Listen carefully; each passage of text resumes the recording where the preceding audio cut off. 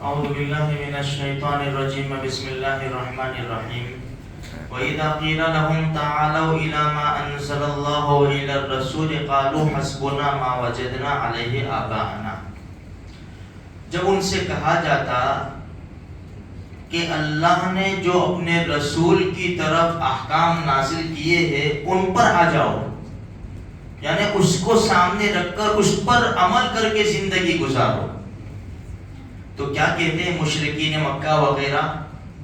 حسبنا ما وجدنا علیہ آباءنا، ہم کو تو ہمارے باپ دادا نے جو کیا ہے اور ہم نے جو دیکھا ہے، ہمارے باپ دادا جو کرتے ہوئے آئے ہیں نا، ہم کو وہ کافی ہے۔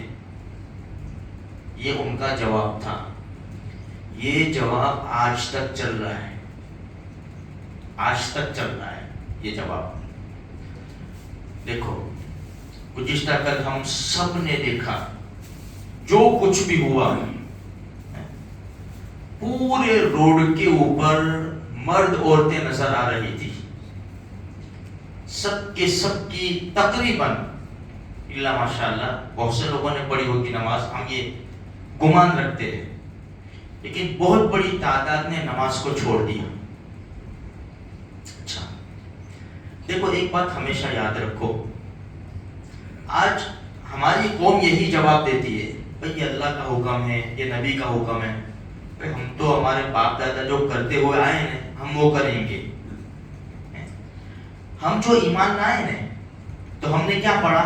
آمنت باللہ کما ہوا باسمائہ وصفاتہ وقبلت جمیع احکامہ، اس کے احکام ہم نے قبول کیے تو ہم مسلمان بنے۔ باپ دادا کا کوئی کلمہ نہیں ہے خاص، کلمہ تو ایک ہی ہے، لا الہ الا اللہ محمد الرسول اللہ۔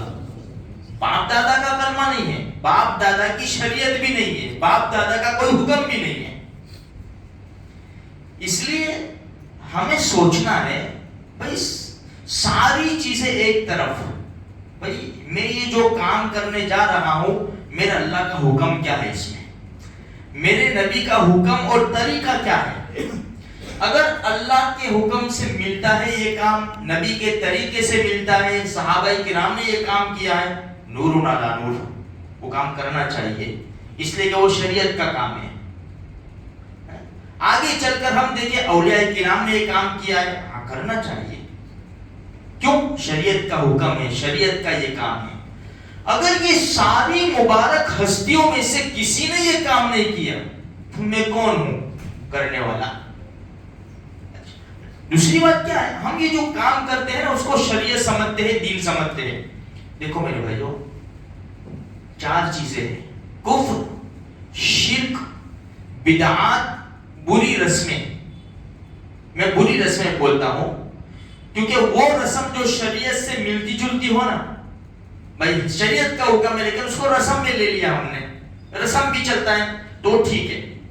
کفر سے ایمان چلا جاتا ہے، شرک سے ایمان چلا جاتا ہے۔ بدعات کسے کہتے ہیں؟ جو قرآن اور حدیث میں نہیں ہے، نئی بات، دین میں نئی بات۔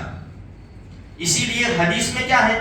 کل بدعۃ ضلالہ، ہر نئی بات، ہر بدعت گمراہی ہے۔ اور بری رسمیں، اچھا کفر شرک سے ایمان چلا جاتا ہے، بدعات کو لوگ دین سمجھ کر کرتے ہیں، تازیہ اٹھا لو، اور محرم میں جو اعمال ہوتے ہیں، ربیع الاول میں جو اعمال ہوتے ہیں اٹھاؤ اس کو، کتنے احترام کے ساتھ کرتے ہیں نا لوگ، کتنے احترام کے ساتھ۔ کیوں احترام کے ساتھ؟ اس لیے کہ دین سمجھتے ہیں اس کو، یہ دین ہے۔ حدیث میں ہے اللہ کے رسول صلی اللہ علیہ وسلم حوض کوثر پر اپنے مبارک ہاتھوں سے پانی پلاتے ہوں گے۔ اللہ ہم سب کو نصیب فرمائے۔ خوب دعا کرو اللہ پاک سے۔ ایک جماعت آئے گی پانی پینے کے لیے، فرشتے ان کو دھکے دیں گے، چلو نکلو نکلو نکلو یہاں سے۔ دونوں جہان کے سردار فرمائیں گے رسول اللہ صلی اللہ علیہ وسلم فرشتوں سے، کیوں ان کو نکالتے ہو؟ میرے امتی نہیں ہے؟ ہاں یا رسول اللہ آپ کے امتی ہے، لیکن آپ کے دنیا سے پردہ فرمانے کے بعد انہوں نے دین کے اندر نئی نئی باتیں ایجاد کی تھی. بخاری شریف کے الفاظ ہیں، ہمارے نبی کہیں گے سحقن سحقن، دور ہو جاؤ دور ہو جاؤ. کتنی بڑی چیز ہے. اچھا یہ ہوئی بدعت. اب کیا ہے؟ بری رسمیں. جب انسان فنکشن کوئی کام کرتا ہے نا تو رسم اچھی ہو یا بری ہو اس کے سامنے شریعت کا احکام نہیں دیکھتا، وہ نہ اللہ کا حکم دیکھتا ہے نہ نبی کا طریقہ دیکھتا ہے. شادی میں بے بھائی ایسا نہ کرو یار، کیا کریں گے گھر والے نہیں مانتے. دوسرا کیا، زندگی میں ایک بار تو ہوتی ہے شادی ہے، یہ تو ہم نے ایک بار کر دی، باقی چار تو ہے نا. کوئی کی ہمت اس کا ہے، میری بھی نہیں ہے بھائی. صحیح بات ہے، یہ سمجھ میں آئی نہیں. اب سب ایک ہی کشتی کے سوار ہیں، سمجھے. تو ایک ہی بات کرتے کہ ایک ہی بار تو ہوتا ہے، ایک ہی بار ہوتا ہے. کلمہ بھی تو ایک ہی بار پڑھتے ہیں نا. زندگی بھی ایک بار ہے، موت بھی ایک بار ہے، قبر میں بھی ایک بار جانا ہے. تو یہ ساری چیزیں ہمیں دیکھنا پڑے گا. تو رسم جب انسان کرتا ہے نا تو شریعت نہیں دیکھتا.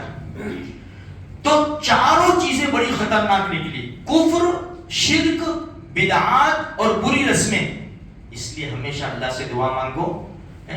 میں تو ہاتھ اٹھاتا ہوں، مانگتا ہوں اللہ سے، اللہ کفر، شرک، بدعات اور بری رسموں سے حفاظت فرما دے.